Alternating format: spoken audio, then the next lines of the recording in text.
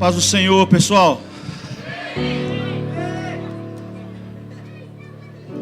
A palavra do Senhor diz pra gente, 1 Pedro, capítulo 2, que vocês são uma geração eleita, um povo santo. Vocês são pessoas que foram chamadas para um sacerdócio real. Vocês são um povo adquirido, para que, a partir de tudo isso, vocês possam ser capazes de anunciar as virtudes daquele que chamou a cada um de nós das trevas para a sua maravilhosa luz. Antes nós não éramos povo, mas fomos feitos povo dele. Antes nós não tínhamos alcançado misericórdia, mas agora fomos alcançados por sua graça. A pergunta que a gente faz quando começa a olhar para esse texto, e quando a gente começa a meditar sobre tudo aquilo que a gente vem fazendo, ouvindo, aprendendo nesse dia, é o que eu faço com isso?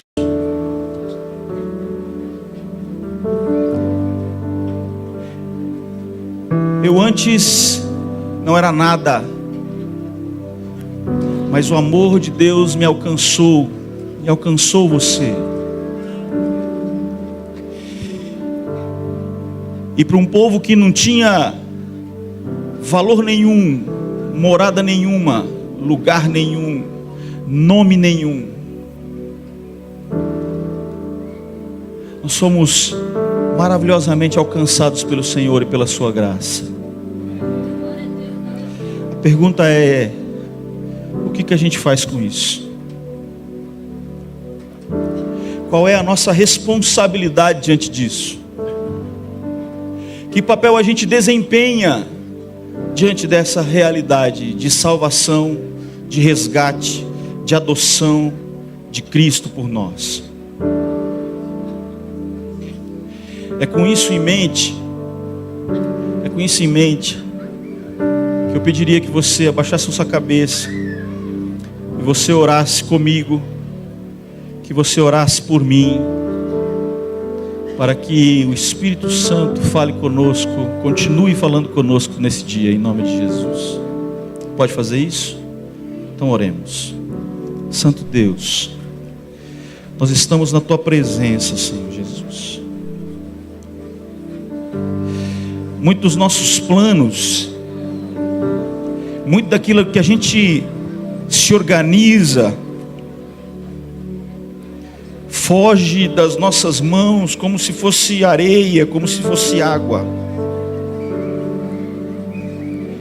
Porque muitos podem ser os nossos propósitos, os nossos objetivos, os nossos planejamentos, mas é o Senhor que faz aquilo que quer, do jeito que quer, quando quer, com quem quer, Jesus.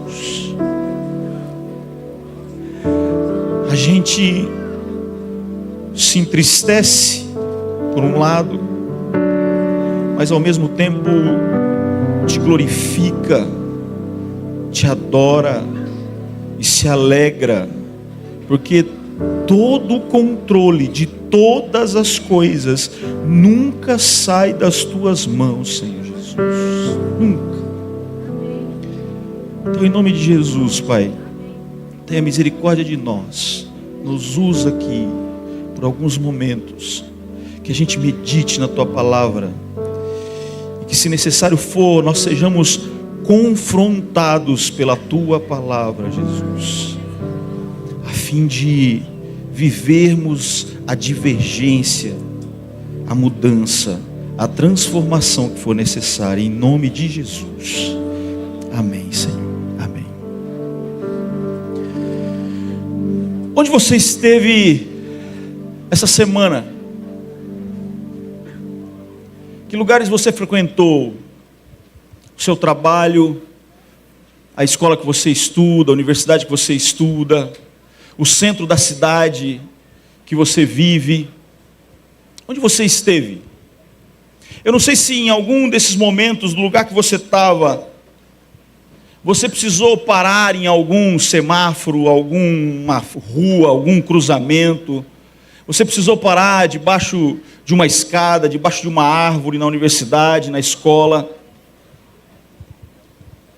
Mas eu não sei se você fez isso, e se fez, eu não sei se você deu uma olhada à sua volta, se você observou o que estava acontecendo à sua volta. A verdade é que se você esteve em frente a uma rua, uma avenida, o que você viu, muito provavelmente, é um vai e vem constante, um vai e vem frenético. Pessoas indo e vindo, apressadas, buscando os seus sonhos, buscando as suas realizações, buscando os seus desejos naturais, materiais, emocionais, espirituais. Mas eu não sei se você pôde, em algum momento, perceber alguma coisa a mais nesse movimento. Eu não sei se em algum momento você conseguiu perceber que alguma coisa parecia fora do normal. E eu confesso que quando me vejo nessa situação, parado em um ambiente onde muitas pessoas caminham, se movimentam, o que eu percebo é um certo desespero, uma certa sensação de estar perdido, uma certa sensação de não saber para onde ir, o que procurar, onde parar, o que desejar. É essa sensação que me atinge.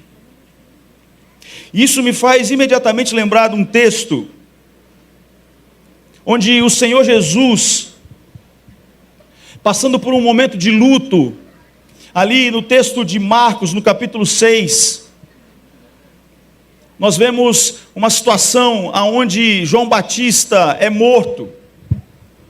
E João Batista é amigo de Jesus, João Batista é parente de Jesus.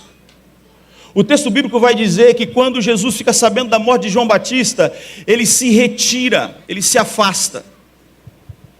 Ele busca um lugar onde possa, talvez, experimentar o seu momento de luto, o seu momento de tristeza pela morte do seu amigo. Mas nesse mesmo texto, a palavra vai dizer que a multidão descobre aonde Jesus tinha ido. E ela corre, ela vai em direção a ele, busca ele. Alguns vão de barco, o texto vai dizer, outros vão a pé, mas a questão é que eles chegam aonde Jesus está. E quando Jesus vê aquela multidão, vê aquele povo, o texto vai dizer para a gente no verso 34, Marcos 6, verso 34, e quando Jesus saiu, viu uma grande multidão, e teve compaixão deles, pois eram como ovelhas que não têm pastor. Essa frase, para mim, é esclarecedora, porque ovelhas que não têm pastor, são ovelhas que andam vagando sem rumo, ovelhas que não têm pastor, elas são presas fáceis, ovelhas que não têm pastor, elas não entendem quem são, não entendem onde estão, elas não entendem nem para onde vão. Mas Jesus, mesmo nesse momento de luto, Jesus olha para essas pessoas com um amor, uma compaixão, um sentimento profundo de cuidado. Nós vemos muitas pessoas hoje em dia perdidas nas suas histórias mal resolvidas entre si mesmo, dentro de si, mal resolvidas entre a família, pessoas que estão perdidas por causa dos seus medos, por causa dos seus traumas, pessoas que não conseguem compreender e não conseguem viver com base na sua própria aparência física, na sua baixa autoestima, elas sofrem, perdidas em seus erros, perdidas em seus vícios, perdidas em seus crimes, cometidos contra si mesmo, contra um parente, contra a família, contra os desconhecidos, perdidos e tristes, amedrontadas pelas suas violências físicas ou verbais que já cometeram. A sensação que tenho, sinceramente, quando faço a observação de um movimento muito frenético das pessoas na rua, na cidade, é de que não há só uma percepção de que estão perdidas, mas que isso parece um estado, elas são perdidas. Elas estão completamente perdidas. Elas entendem ou elas não entendem a sua realidade. Elas não conseguem compreender o caminho que seguem. Diante disso, o remédio que essas pessoas, essas mesmas pessoas, perdidas nos seus dilemas, tentam administrar, essa mesma sociedade perdida tenta administrar sobre si um remédio, e o remédio é o tal do autoconhecimento. Mas eles fazem isso sem que o autor, sem que o criador, sem que o sustentador faça parte desse resgate. Eles tentam isso dessa forma, eles buscam o autoconhecimento. Elas buscam conhecer o seu interior com base nas suas próprias filosofias. Mas sabe que o Espírito Santo nos alerta em Colossenses? Cuidado. Cuidado com as filosofias humanas. Cuidado com as filosofias que nascem no coração do homem, que são consequência do coração do homem. Cuidado para que ninguém te escravize com essas filosofias. Atenção para que ninguém te escravize com essas vãs e enganosas filosofias que não se fundamentam em Cristo. Cuidado. Cuidado com o que tentam fazer com você, cuidado com as histórias que tentam contar, cuidado com as filosofias que parecem muito bonitas, muito inteligentes, muito sábias. Porque essas filosofias humanas sem Cristo são estabelecidas com uma base extremamente frágil, porque a palavra do Senhor nos ensina que o princípio da sabedoria é o temor ao Senhor. E se essa filosofia, ela é orientada, ela é pensada, ela é estabelecida sem que o Senhor faça parte dela, ela pode ser até muito inteligente, mas ela não é sábia. Ela pode mostrar muito conhecimento, mas ela não tem sabedoria. Porque o princípio da sabedoria é o temor do Senhor. Há necessidade aqui então de uma divergência de discurso. Há uma urgência por mudança. Isso, sinceramente, isso recai sobre nós. A missão do divergente. Existe alguma coisa que é necessária. Existe algo que é necessário. Hoje pela manhã, o Paulo Borges, ele disse o seguinte: olha, você tem uma característica do divergente, é que ele é intrometido. Ele se envolve com coisas para a qual não foi chamado. E a gente entendeu ali a proposta. Mas se tem uma coisa na onde você não é intrometido e que é uma coisa para a qual você foi chamado, é na missão de Deus. De cumprir a missão de Deus. Aqui não há intrometimento, aqui na verdade deve haver responsabilidade. Sobre nós recai a responsabilidade de falar. As pessoas precisam de um caminho, as pessoas precisam de uma luz, as pessoas precisam de uma palavra no meio das suas vidas, uma palavra que mude as suas vidas, e isso recai sobre mim, e isso recai sobre você. Isso é responsabilidade nossa. A verdade, se a gente olhar para o texto de Filipenses, de Colossenses, perdão, é que se nós não somos escravos dessas vãs filosofias, uma coisa que a gente aprende através do mesmo Paulo é que somos então escravos de Cristo e do seu Evangelho. Essa missão é entregue aos divergentes. Esse texto que nós citamos agora há pouco sobre a percepção de Jesus da multidão volta na minha mente quando eu penso nisso, se essa missão é nossa.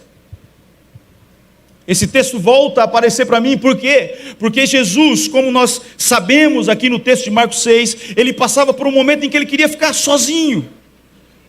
Deixa eu sentir a dor da perda.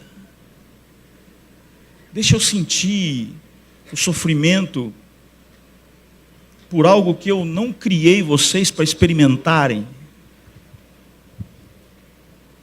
Mas quando Jesus percebe a realidade da multidão, quando ele percebe a realidade de que a multidão estava perdida, ele não vira as costas, ele não permanece no seu momento de luto. O que Jesus faz é tomar uma atitude. E se você continuar lendo o texto de Marcos 6,34, o texto vai dizer: e começou a ensinar a eles muitas coisas.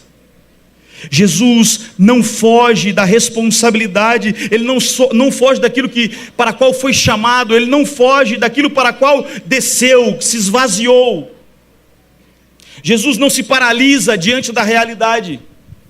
Jesus não se esconde na igreja. Jesus não se esconde nos eventos dos parceiros. Ele age para mudar a realidade daquelas pessoas. Ele age para mudar a realidade daquelas pessoas através de uma revolução. Não uma revolução de armas, não uma revolução filosófica, mas uma revolução de vida.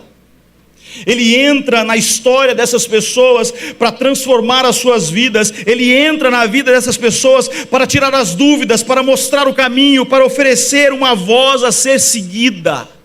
Eu sou o bom pastor. Eu chamo as minhas ovelhas pelo nome.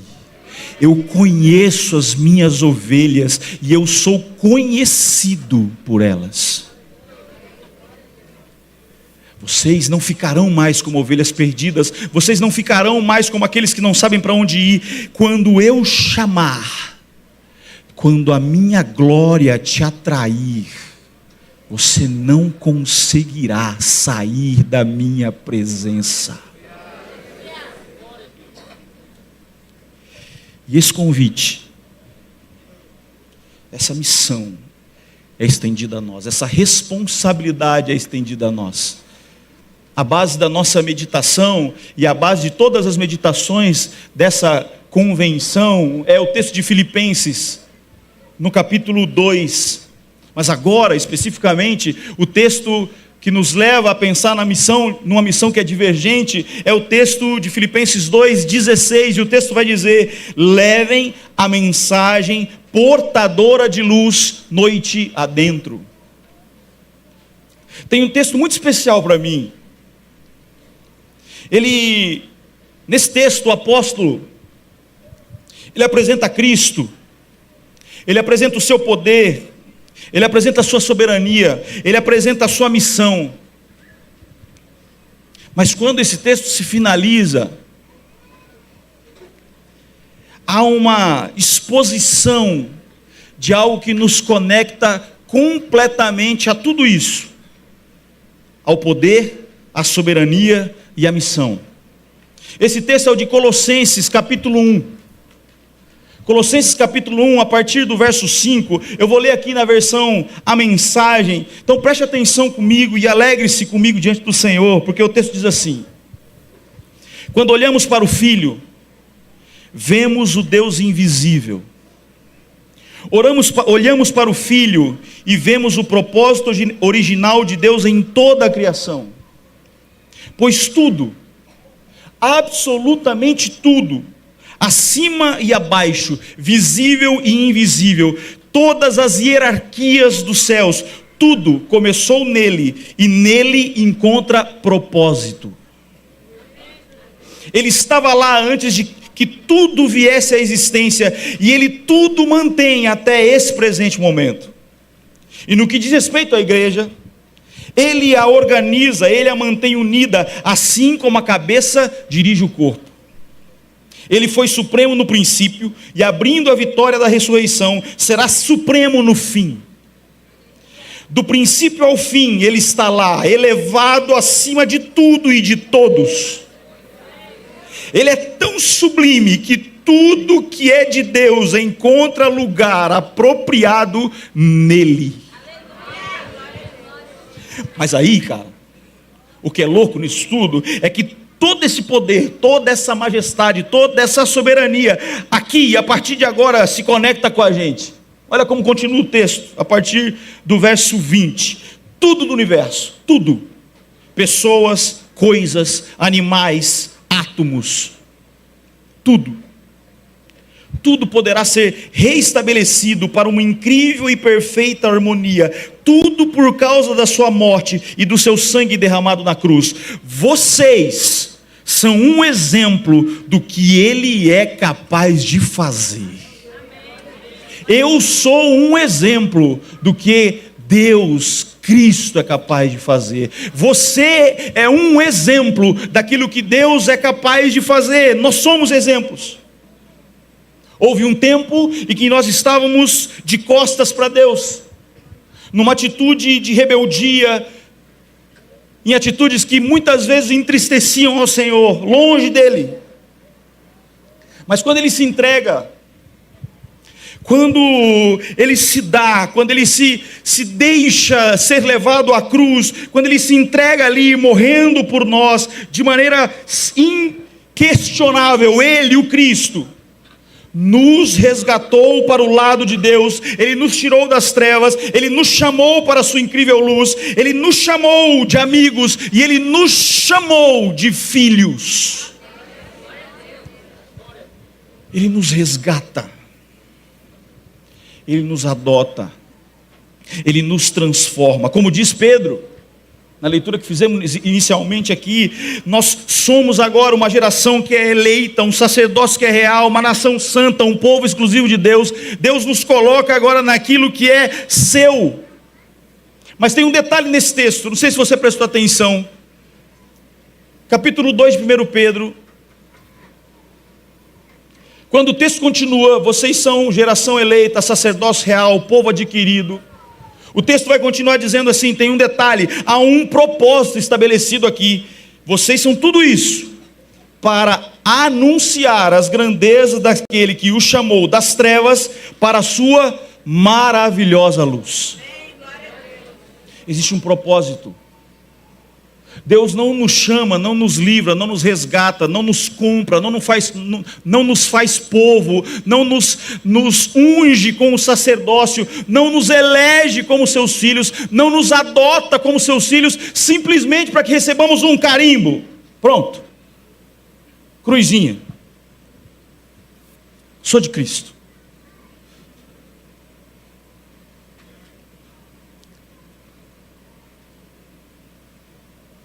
A cruz, ela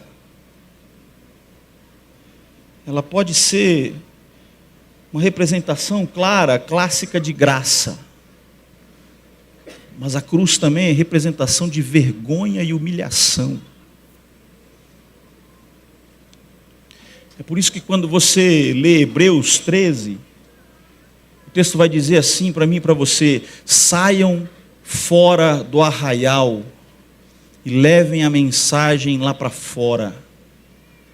Assim como Cristo foi crucificado fora dos muros de Jerusalém. Porque era humilhante demais, era terrível demais, dentro da cidade santa, aceitar algo tão vergonhoso quanto a crucificação. Vocês foram chamados, resgatados, transformados, para que vocês anunciem o Evangelho, para que vocês cumpram a missão de transformar esse mundo também. Se liga, outra coisa que o Paulo Borges falou aqui, e claramente eu não tinha mensagem nenhuma, eu peguei tudo do que ele falou. Ele disse que o nosso pensamento não... Tudo bem que eu não entendi o que ele falou, mas Ele disse que o nosso pensamento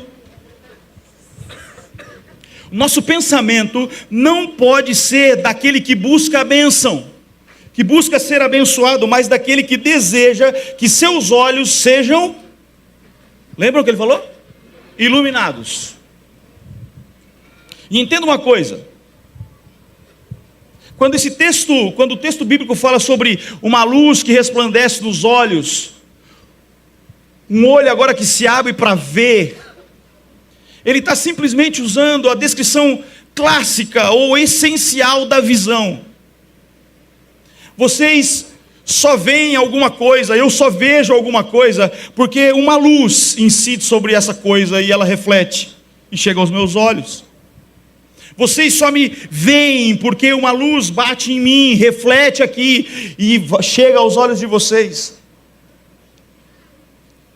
Então, pedir que os nossos olhos sejam iluminados é simplesmente pedir para que nós possamos ver.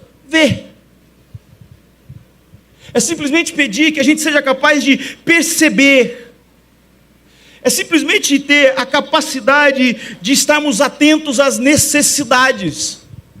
É simplesmente termos a capacidade agora de estarmos atentos àqueles que caminham na escuridão. Você um dia, eu um dia, fui tirado da escuridão, das trevas e fui trazido para a luz, diz o texto. Mas ainda existem muitas pessoas lá na escuridão. E pior do que isso, o texto bíblico vai dizer assim que aqueles que não ouvem a palavra de Deus, aqueles que não praticam a palavra do Senhor, aqueles que não se alimentam daquilo que o Senhor pode oferecer, é como se estivesse sendo cego, guiando outro cego, e a consequência é abismo. Então a palavra diz para mim assim, cara, sabe, você foi alcançado, você foi trazido para a luz, os seus olhos agora veem, porque luz está disponível para você. Então leve isso, faça isso, continue nesse processo, entenda, veja, perceba aqueles que também precisam de luz. Um momento muito especial, que retrata como muitas pessoas, muitos de nós podemos estar desatentos à escuridão dos nossos problemas, na escuridão das nossas coisas, das coisas que estão relacionadas a nós e só aos nossos problemas e às nossas necessidades. E faz com que a gente não esteja atento às necessidades dos outros. Está na conversa de Jesus com a samaritana, ali em João 4. Naquele texto, você conhece bem, Jesus pede água, a moça questiona o pedido. Jesus oferece da sua água, ela duvida que ele possa matar a sua sede. O texto vai dizer assim, mas você não tem nem balde. Jesus então começa a iluminar os olhos dessa mulher. Ele vai dizer assim, se você soubesse quem te pede água, se você soubesse quem sou eu, samaritana, se você soubesse que um balde para mim não serve de nada, se você soubesse que o pai Jacó que cavou esse poço é o meu servo, se você soubesse, samaritana, quem sou eu e o que eu posso te oferecer, os olhos dessa mulher começam a se abrir. Jesus diz para ela assim, sabe que você está falando sobre seus maridos, ou sobre seu marido, eu sei qual é a sua realidade. E aí ela abre um pouco mais os olhos, ela vai dizer o seguinte, olha, eu vejo que você é profeta. Mas o caminhar da conversa é tão especial que a ideia da percepção de que Jesus é profeta não significa nada para Jesus naquela conversa, porque o mais importante é que aquela mulher veja quem é Jesus. É por isso que depois de um certo caminho, Jesus vai dizer assim, sabe o que os profetas falaram? Sabe o Messias que esses profetas anunciaram? Eu sou o Messias que você espera. Sou eu. Nessa hora, os olhos dessa mulher são iluminados. Ela vê. E imediatamente ela corre aos seus. É o impacto da luz de Cristo na vida dela. Ela corre aos seus, ela vai buscar os seus, ela vai para a cidade, ela chama as pessoas para conversarem com esse Messias que ela tinha conhecido. E quando ela vem voltando, quando ela vem retornando da cidade, o texto vai dizer que um grande número de samaritanos vem com elas. E aí Jesus fala com os seus discípulos. Ele muda o alvo da conversa. Não é mais a samaritana, porque os olhos dela já foram abertos. Mas os seus discípulos ainda continuam cegos da missão. Jesus diz para eles: estão vendo aquelas pessoas? Estão vendo aquela multidão?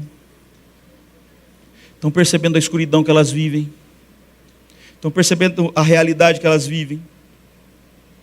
Abram os olhos, olhem para frente de vocês, vejam os alcançados pela luz, vejam os campos prontos para a colheita. Vejam quantos precisam de uma direção, quantos precisam de um caminho, quantos precisam de uma palavra, quantos precisam da luz capaz de iluminar os seus caminhos, tomados pela escuridão. Vejam, prestem atenção. O texto é tão especial que Jesus vai dizer o seguinte: olha, vocês vão colher o que vocês nem plantaram, mas a verdade é que vocês precisam ficar atentos, que os campos estão prontos.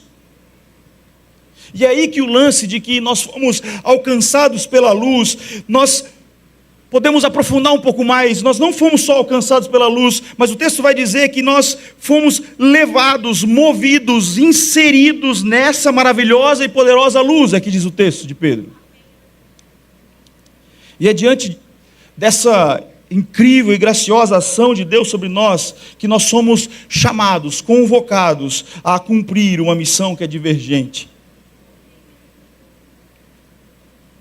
Nós somos convocados a entregar essa mensagem de luz. Levem a mensagem portadora de luz noite adentro, diz o texto de Filipenses. Levem a mensagem. Todos nós, todos vocês, são instrumentos de Deus. Devem ser instrumentos na mão dele para fazer a sua obra, para falar dele, para falar por ele, para contar a todos quanta diferença ele fez na sua vida, na minha vida. Também como a gente aprendeu hoje com o Paulo Borges. A gente não deve falar de nós mesmos. Não fale de você. Não fale do que você fez.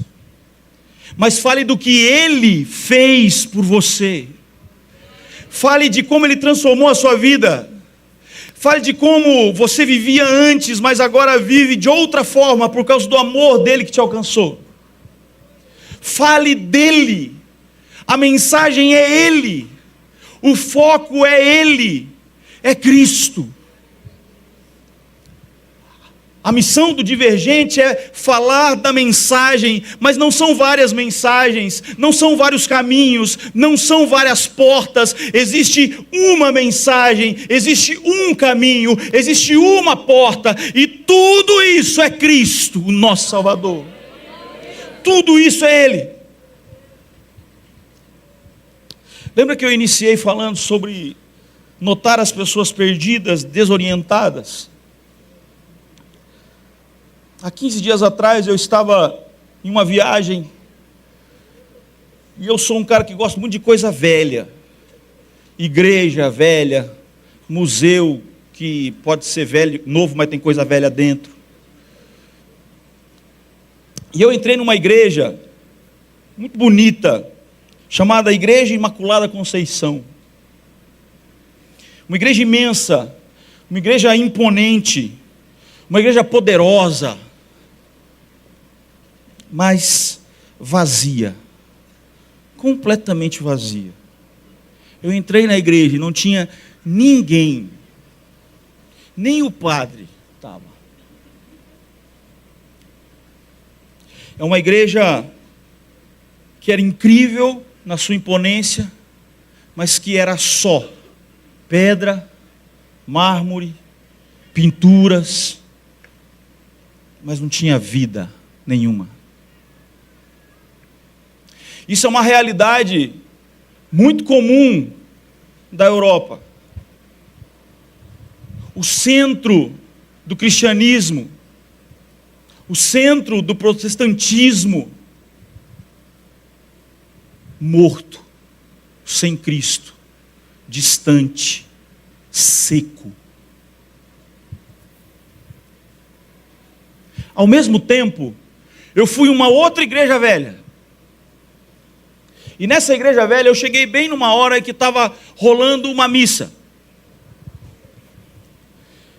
E estava no final da missa, e sempre, se você conhece lá no catolicismo, na missa, toda a missa tem o momento da comunhão, que é onde você vai lá e come o pãozinho asmo lá. E tem uma coisa que me impactou profundamente nesse momento. Eu vi 2 turistas chinesas indo para a fila da comunhão. E eu, no primeiro momento, achei estranho, mas em um segundo momento eu entendi. Elas estavam longe do seu país. Elas estavam distante da limitação e do impedimento de adorar ao Deus que elas acreditam. Elas estavam distante de quem poderia, de alguma maneira, causar dor e sofrimento por elas acreditarem em Cristo. Mas ali, escondidas a muitos 1000 quilômetros de distância do seu país, elas veem uma oportunidade de mostrar no que creem. A gente entende aqui, a gente conhece a Bíblia, a gente sabe as coisas, então não estou entrando em detalhes, mas para mim o foco dessas meninas, quando eu vi, é que eu vi meninas quase que desesperadas pela oportunidade de se apresentarem a Cristo de alguma forma, mas que no país onde vivem não podem fazer por causa da perseguição. Estima-se que hoje existam mais de 100 milhões de cristãos na China que cultuam escondidos, que cultuam com medo, que cultuam preocupados se alguém não denunciará, se alguém não falará, se de repente a polícia não chegará às suas portas. São pessoas necessitadas, pessoas com fome, pessoas com sede, pessoas com necessidade de luz de Cristo. Por isso, a gente pode olhar para tudo isso e para essa missão com um contexto muito claro. O texto de 1 Coríntios 13 é um texto muito bonito, conhecido por todos, usado em cada casamento. O Cid Moreira já falou dele. E a gente olha para esse texto, e no final do texto de 1 Coríntios 13, no verso 13, o texto vai dizer assim: permanecem agora estes 3, a fé, a esperança e o amor. E o maior deles é o amor. Quando eu olho para esse texto, eu vejo profundidade. E aí, de todos os sentimentos, ou de todas as coisas que permanecem, o texto vai dizer assim: olha, fé é um negócio incrível, importante, sem fé é impossível agradar a Deus, você precisa crer, você precisa de fé para crer. Mas mesmo isso que é tão importante, o texto vai dizer, o Espírito Santo vai dizer através de Paulo, isso passa, isso é menor do que o amor. A esperança, a expectativa, a vontade de reencontrar com Cristo é bom, é importante, ótimo, legal, mas isso é menor do que o amor. Há algo excelente nisso, por isso muitas vezes é difícil amar de verdade. Muitas vezes é difícil de amar de verdade, sem que a gente queira algo em troca, sem que a gente viva de maneira específica por alguém, muito difícil. É por isso que o texto de Mateus 5, a partir do verso 39, ele vai falar de um amor mais excelente. um amor que supera, um amor que vai além, um amor que faz mais do que o normal, um amor que é mais do que o que os outros fazem. Nós somos chamados a avançar do modelo atual. Nós precisamos ser divergentes. Não fique no modelo atual, seja divergente, avance disso. Nós somos convocados a representar um amor que transcende o que é comum, o que transcende, um amor que transcende a nossa humanidade, a nossa carnalidade. O texto nos desafia: eu quero que vocês amem mais, eu quero que o amor de vocês vá além, eu quero que o amor de vocês faça mais o que os outros fazem e muito mais do que os outros falam. A expectativa de Deus para nós, definitivamente, é que sejamos divergentes à nossa forma de amar. É nesse contexto que a nossa missão não pode parar. É nesse contexto que nossa missão segue a recomendação feita pelo Espírito Santo a Timóteo. Continue a missão, Timóteo. Pregue, Timóteo, em tempo e fora de tempo. Ainda, o texto vai dizer para a gente: esteja, Timóteo, preparado. Mas preparado para quê? Você pode se perguntar, eu posso me perguntar, então eu te respondo sinceramente: preparado para qualquer coisa. De verdade.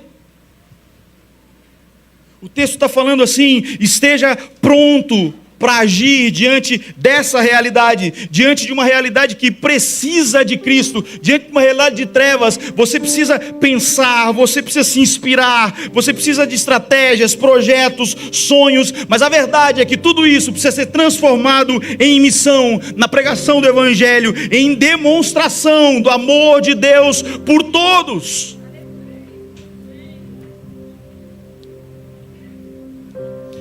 A missão, ela poderá te marcar. A missão poderá talvez te causar algum ferimento. Ferimento físico, ferimento emocional, ferimento espiritual. Quantas vezes você talvez pensou: agora eu vou fazer, agora eu entendi, agora eu aceito o desafio. Mas aí você começa e a coisa não sai como você esperava. Ou aparece alguém que atrapalha o processo. Ou aparece uma situação que impede a continuidade. Ou aparece uma doença que te limita. E aí você fala assim: vou parar, não dá para continuar. Talvez a missão pode te cansar, pode te fazer repensar se vale a pena sair do isolamento e ir para a linha de frente, para a batalha, para a escuridão, acender lá, iluminar lá. Tudo isso poderá acontecer, mas se você entende que o Espírito Santo fala através de Paulo,